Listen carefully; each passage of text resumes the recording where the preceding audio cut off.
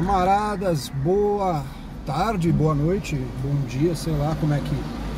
Aqui é tarde, aí eu não sei a hora que você estiver vendo que horas que é, então legal. Camaradas, a partir do vídeo da semana passada que eu acabei falando com vocês sobre o Chile, o Victor Jara, eu tô no cruzamento aqui, só um momentinho, obrigado. A partir daquele momento eu vi alguns comentários, eu gostei de alguns comentários, né? E gostei muito do comentário de um camarada lá, que eu vou chamá-lo de Shimaev, porque foi como eu vi, ele não deu o nome que eu podia chamá-lo, mas legal, Shimaev, mandou uma mensagem e que eu sugeri, eu falei, pô, por que eu não posso, né, voltar aos poucos fazer vídeo, talvez um por semana, com uma certa encomenda da pessoa, né? Um pedido. Então ele acabou pedindo que eu falasse um pouco sobre as questões do Brasil, a saúde mental nossa, né? Até porque tem a ver comigo, com o meu silêncio também, tem a ver com um monte de coisas. Ele até falou, porra, pode desabafar, pode falar de qualquer coisa se você não quiser falar de um político. E eu não quero mais mesmo falar de nenhum político vivo. Nenhum pra mim vale a pena, nenhum. E vocês sabem que eu tenho minha predileção pelo Ciro Gomes e continuo tendo. Mas não acho que vale a pena eu focar minha vida nele, até porque quando eu precisei pra valer... nem estava lá o partido, nem estava lá o Ciro, nem estava... E teve gente que depois traiu o Ciro, que recebeu muito mais atendimento, muito mais aplausos e tudo certo. Eu dei 8 anos da minha vida para isso e, cara, eu só juntei inimigo e processo. Não quero falar disso, tá tudo certo. Eu entrei numa questão de silêncio, claro, pelos problemas que eu tive, mas também pelo seguinte... Porra, vale a pena eu ficar falando, querendo convencer as pessoas disso ou daquilo e comprando às vezes briga com quem tá muito mais próximo de mim, ou se diz próximo ideologicamente, do que quem tá afastado? Cara, não vale a pena, né? Com isso eu já tô até entrando um pouco no assunto, né, do que o Shimaev propôs, sobre como as pessoas, como não dá pra, como as pessoas estão afastadas, separadas, como esse fla-flu político, que nem é político, né? É outra coisa. Como que essas dinâmicas todas aí acabaram afastando mesmo amigos, famílias, marido e mulher, irmãos. Porra, cara, não é um negócio saudável. Antes de falar disso, mas até tem a ver com isso também, porque as pessoas saíram, né? A caixa de Pandora foi aberta, gente. As pessoas saíram. Se antigamente elas se escondiam para falar as coisas mais grotescas que você poderia imaginar, agora, de um tempo para cá, as pessoas estão falando, e algumas nem estão falando tanto por mal. É falta de simancol, é falta, cara, de se colocar no lugar do próximo, é falta de empatia, é falta de qualquer coisa, né? Não é nenhum conceito elaborado sobre solidariedade, não é nada disso não. É falta de simancol. Pega a fala do Rica Perrone, porque eu sou Rica Perrone, né? Eu não quero ofender esse rapaz, eu não quero ofender. Mas pega a fala desse cara, duas falas, que ele fala sobre como ele teve problemas com o iFood, com a empresa que entrega o bolinho que ele queria comer, porque a mulher dele não cozinha bolinho em casa, o bolinho que ele quer, a mulher dele, porque ele não vai se propor a cozinhar o bolinho, né? Cozinhar, porque isso é uma atividade de mulher, é isso que ele quis dizer. Não sei se vocês estão sabendo do que eu tô falando. E depois sobre o cara, que o Rica Perrone, ao invés dele parar o que ele tá fazendo para ir atender a descer do elevador como um ser humano normal, que pede qualquer um desses aplicativos, alimento na porta, ao invés dele descer, ele faz os caras subirem. E segundo ele, os últimos 50 entregadores, ou seja, ele deve pedir muita comida, por isso que ele é forte.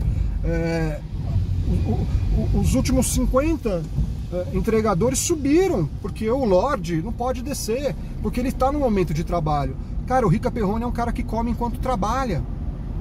Meu irmão, se eu fosse um anotador de futebol, como esse cara é, e depois um articulador sobre o que viu, um observador da cena, e depois um relator da cena, se eu fosse trabalhar fazendo isso, eu não iria pedir comida durante o jogo, eu iria estar focado no jogo. Ou seja, o Rica Perrone nem é um bom trabalhador, ele é um cara que faz as coisas pela metade, porque quando é para comer, ele deveria comer, quando é para ver o jogo e anotar e relatar um jogo, ele deveria fazer isso, mas ele não faz isso. Ele come enquanto ele vê o jogo, e para ele não sair da zona de conforto dele, ele obriga e reclama se um entregador que tem seu tempo contado, porque leva tempo você entrar num prédio, leva tempo você entrar, sair, subir, chamar o elevador, subir, entregar, descer, isso leva tempo e ele não tá ganhando um plus. E eu não sei se o Rica Perrone, isso ele nem comenta, talvez não faça. Eu não sei se ele é um daqueles que dá uma gorjeta boa, mas eu sei porque eu já entreguei iFood, tá? E não faz muito tempo, tá? Tem gente que é folgada mesmo. Então assim, o lance é, eu não quero nem falar com o Rica Perrone, porque primeiro ele não vai ouvir, esse canal é insignificante para pessoas como o Rica, mas talvez um motoboy esteja olhando aí, talvez um motorista, que hoje eu sou motorista, talvez um motorista possa ouvir, talvez um camarada trabalhador. A maior parte das pessoas que me ouvem aí, que me assiste, são pessoas do mundo do trabalho, são pessoas que necessitam viver, trabalhar para viver, infelizmente, mas é assim, é a vida, né? Então assim, o recorte seria esse, né? Porque tem tantos negócios de recorte agora, né? Eu sempre sou muito prolixo, falo pra caramba, envolvo temas diferentes no mesmo vídeo, né? Seria um bom recorte, é que eu não tenho como fazer esse recorte. Mas tá aí a sugestão, se alguém quiser bolar e fazer e tal. E pode usar à vontade, não precisa, tá tudo certo. Só fala lá que foi o Vina, né? O guerreiro, enfim, o camarada e tal. Mas olha só, um entregador não pode... quando um cliente meu pede para eu subir, se eu não tiver muita intimidade com esse cliente, normalmente por ser cliente eu não vou ter muita intimidade, né? Mas às vezes você já está atendendo a pessoa por mais de um ano, né? Não vem por um aplicativo, que é uma coisa super impessoal, não é uma coisa pessoal, né? Como eu tenho com alguns clientes que me ligam no telefone: Vina, você pode vir buscar meu cachorro? Eu trabalho para cachorro. eu sou Uber dos dog, eu gosto disso. Entendeu? E não é por aplicativo não, eu faço por mim mesmo, entendeu? E adoro, acho muito legal, salvou minha vida, sério mesmo, do estresse que eu tava, né? Vários estresses. Mas eu normalmente sou receoso demais de subir no apartamento de alguém, entrar na casa de alguém, mas quando eu fiz iFood, houve pessoas que pediram isso. E depois, uma ou outra pode ter sido grata, mas a maior parte não foi. A maior parte só estava entendendo que aquilo ali era minha obrigação e não é minha obrigação. E não é obrigação de nenhum motoqueiro, cara. O tempo dessa pessoa é tão precioso quanto o tempo da outra pessoa. O tempo do Rica Perrone vale tanto quanto o meu tempo, quanto o tempo de um motoqueiro, quanto o tempo do dono do iFood, quanto o tempo de qualquer pessoa. Quanto o tempo de um indigente, quanto o tempo de qualquer pessoa, de um idoso, de uma criança. O tempo é o tempo, e o tempo passa. Né? E se a gente está falando de trabalho, o ideal é que a gente seja remunerado pelo tempo de serviço, pela jornada diária, né? Você pode até ser agraciado por algo a mais, mas não necessariamente isso vai ocorrer. Eu, falando um pouco sobre saúde mental, sobre as pessoas não conseguirem se colocar no lugar umas das outras, eu vejo o que está acontecendo nesse país aqui. A gente ainda está vivendo, né, a era Lula. A gente não está vivendo a era Bolsonaro, gente, olha só, a gente está vivendo a era Lula, tá? O Bolsonaro é parte da era Lula, tá? As pessoas, por exemplo, eu fui falar com um amigo meu esses dias, no fim de semana, perguntar como é que o cara tava. O cara tem 4 filhos, é um trabalhador, uma puta pessoa, eu adoro, né, na verdade. Fui perguntar pra ele como estavam as coisas, e o cara simplesmente, porque o cara já não fala comigo há muito tempo, é sempre eu que procuro pra saber como estão as coisas. Eu faço isso com alguns amigos de vez em quando, né? Tô tentando fazer mais, inclusive, para sair um pouco dessa solidão que a vida impôs, para essa questão toda que pós-pandemia as pessoas estão muito assim, né? Não estão saindo mais às ruas e tal. Mas a gente tem o Zap para isso, então vamos usar, né, um canal de comunicação para falar com algum amigo e tal. Essa era a ideia. Fui falar com esse amigo e simplesmente, quando ele viu minha mensagem, ele falou assim: e aí, petista? E aquilo foi chocante pra mim, não porque o cara me chamou de petista, eu não vou ficar ofendido por ser chamado assim, mas é porque, cara, esse cara poderia ter, ele me conhece há tanto tempo, e ele poderia ter me definido de várias maneiras. E ele escolheu, porque talvez ele esteja muito atrelado a essa questão da política rasteira, rastaquera, né? Ele resolveu me dar um título, um distintivo limitado à sua compreensão de mundo, em que o mundo dele existe o bolsonarista e existe o petista. E não tem gradações, não tem mais nada, só existe isso. E aí eu falei, cara, por que você tá me definindo assim, cara? Você podia me chamar de tanta coisa, de amigo, de Corinthians, porque ele também é corintiano, de qualquer coisa, né? Irmão, ou há quanto tempo meu amigo, meu irmão, como que vão as coisas, camarada, trabalhador, qualquer coisa. Não, petista. E botou aquele distanciamento técnico, quase de um médico e paciente. Na verdade, ele seria o médico nesse caso, né? Que bota o distanciamento. Um distanciamento ideológico, que ele nem sabe o que fez, mas intuitivamente ele teve que fazer. Uma distância. E isso tem muito a ver com o que eu acho que está acontecendo, não só comigo, mas talvez com você que está ouvindo esse vídeo, talvez com alguém que você goste muito, talvez, cara, com todo mundo, de certa forma. As pessoas estão se definindo, se enquadrando, né? Estão se enquadrando, se definindo. Espera que tem um obstáculo aqui na via, tenho que ver como é que eu posso prosseguir. Elas estão se definindo, se colocando, né? Colocando distintivos umas nas outras. O cabelo de palhaço tá foda. Tá muito calor. E assim elas estão, né? Que aquilo, né? É a lacração. E não é a lacração no sentido de, eu lacrei na internet, imitei. Não, não. A lacração, ela vem mais no sentido de lacrar mesmo. Eu vou te colocar num lugar e eu vou lacrar, eu vou fechar o tema. Eu vou basicamente não abrir espaço para o contraditório. Eu lacrei, eu fechei o tema, não tenho mais o que falar sobre isso. Eu vou lacrar. Então, se eu quiser lacrar, eu pego esse amigo e falo, e aí, bolsonarista? E não tenho o direito de fazer isso. E ninguém tem. Entende? As pessoas estão assim. Elas estão, digo doentes, mas adoecidas dessa maneira. Nós estamos vendo aí os petistas aplaudindo um monte de exageros do Supremo. E já faz tempo que está acontecendo isso. Ainda durante o governo Bolsonaro. Sem saber, e eu não sou jurista, não sou rábula, mas sem saber que... Eu não sei, né, se o que o Supremo julga, enfim, esse tipo de voto, se isso vira jurisprudência, eu não faço ideia, tá? Jurisprudência é aquela coisa do costume, né, da cultura já adquirida, né? Algumas coisas dentro do mundo jurídico viram jurisprudência. Eu não sei se as questões do Supremo, tá? Mas o que eu quero dizer é o seguinte, quando há votações, há coisas estranhas acontecendo e não há muita revolta, não é revolta, mas, né? Mas não há muita reação das pessoas sobre certas atitudes, aquilo pode passar a ser considerado algo comum, algo normal. E se hoje isso está acontecendo com o cara que é teu opositor, o teu adversário, o teu inimigo, politicamente falando, amanhã pode acontecer exatamente com você, cara. Quando eu falei aquelas besteiras lá sobre o Jair Bolsonaro, né, e depois voltei atrás e me pedi desculpa e tudo certo, veio um conjunto enorme de direitistas e falaram que eu não podia fazer, que o que eu estava fazendo era ilegal, que eu devia ser preso. Algumas pessoas falaram que iam me matar e tal. Vocês lembram, né? Ameaçaram a minha mulher, tal. Lugar de trabalho, uma série de coisas.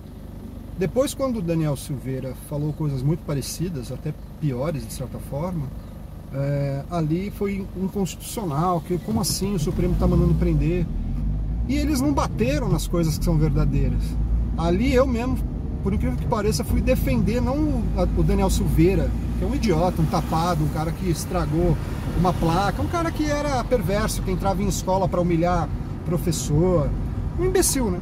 Mas assim, como é que o queixoso ia ser o relator do próprio processo? No caso, o queixoso era o Alexandre de Moraes. Eu não quero falar devagar sobre isso, entendeu? Mas o que eu quero dizer é o seguinte, as coisas no Brasil estão muito fora da ordem.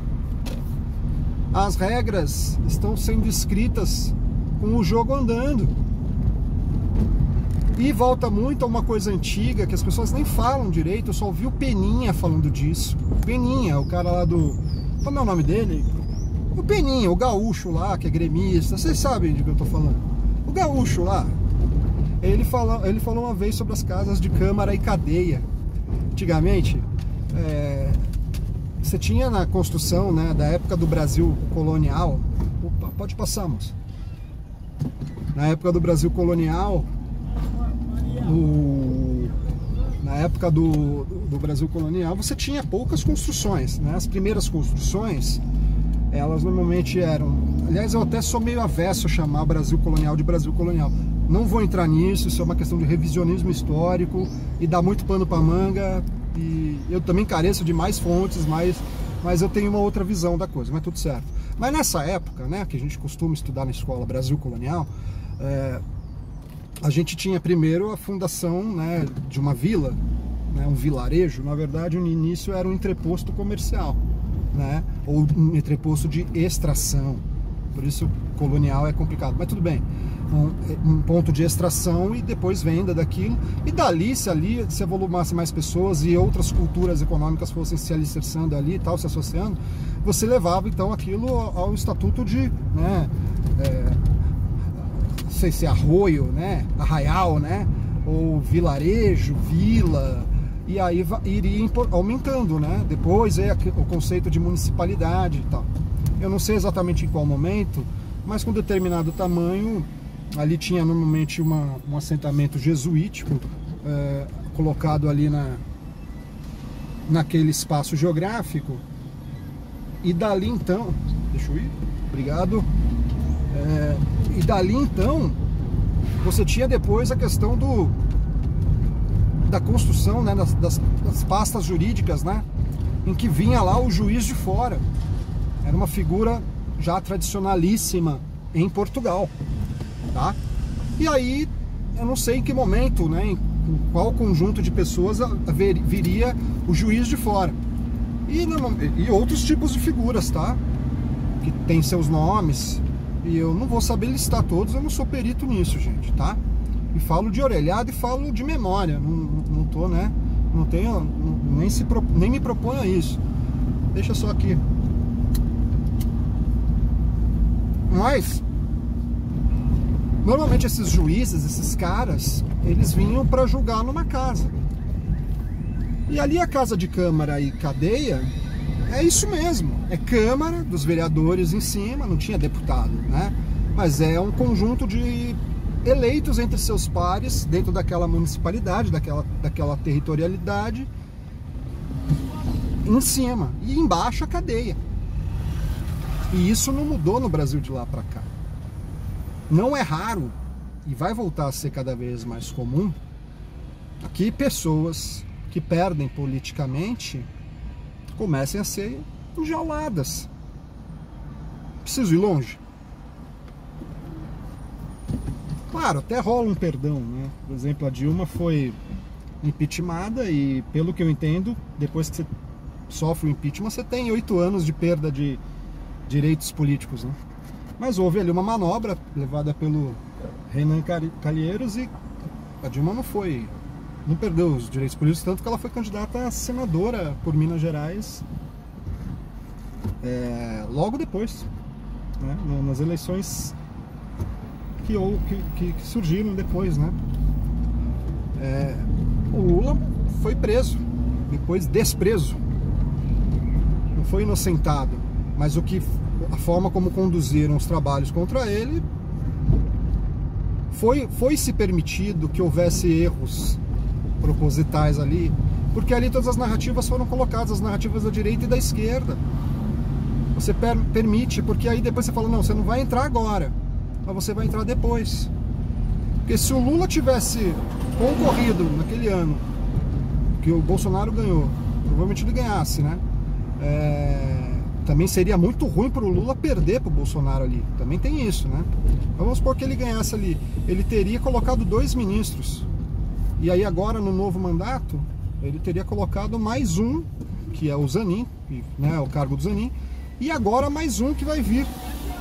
Então, que a esquerda tá brigando para ser uma mulher, tal, uma mulher preta, esse tipo de coisa, né? Então, vocês imaginam, né? Eu já tô há 20 minutos aqui. Eu nem falei tanto assim do tema, né? Mas foi um bate-papo aí com vocês. O que eu quero dizer assim, para ver se eu consigo ser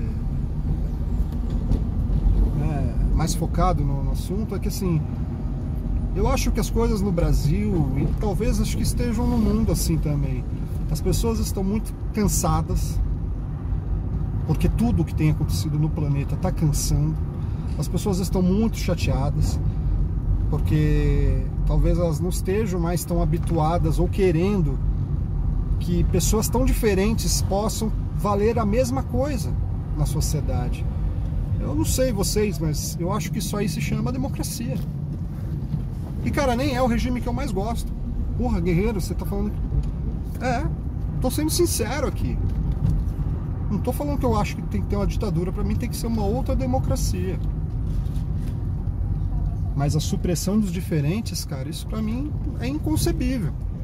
Você pode limitar os diferentes, mas é lógico, quem tem força hoje para limitar os diferentes? A elite. E aí é lógico, quem está tocando o mundo, desde que o mundo é mundo, é sempre uma elite, seja qual tipo de elite você quiser imaginar. Então é complicado. É por isso que os comunistas falavam lá em ditadura do proletariado, porque sim, você vai limitar, mas você vai limitar a elite dessa vez e passar as decisões importantes do macro poder a uma tal ditadura do proletariado, ao proletariado, aquele que prolifera, né? Aquele que tem a maioria do mundo, os 99%. Né? Eu não estou falando que eu concordo com isso, mas hoje o que a gente tem é a democracia. É a democracia liberal, que para mim tinha que ser um pouquinho mais aprofundada, né? Orçamentariamente, economicamente, de várias maneiras, né? De várias maneiras. E as pessoas não estão lidando bem com as diferenças. E para mim o que vem se desenhando no planeta, né, em vários lugares ao mesmo tempo, é uma espécie de ditaduras, vários recessos, eu não sei se poderia chamar assim, mas várias contrações, reduções, melhor dizendo, da democracia, das liberdades individuais e coletivas, e expressivas também. Para ambos os lados, para os lados de quem pensa o mundo de uma maneira mais conservadora, mas para o lado também de quem pensa o mundo de uma maneira mais progressista, para o lado de quem acredita mais no mercado, mas também para quem acredita mais no Estado. E aí cada país vai escolhendo seus modelos, e está tudo muito bagunçado. E aí tem uma bagunça enorme, fake news, a fabricação das informações, a fabricação das narrativas, em que você pega a mesma história e você vai olhar lados diferentíssimos, convivendo ali lado a lado, e às vezes ambos os lados têm alguma questão de verdade, cara, mas é lógico, tem toda uma criação, uma produção em volta de um fato que de repente seja verdade. E aí esse fato pode ser verdade, vem acompanhado de um grande conjunto de confabulações, elucubrações e mentiras.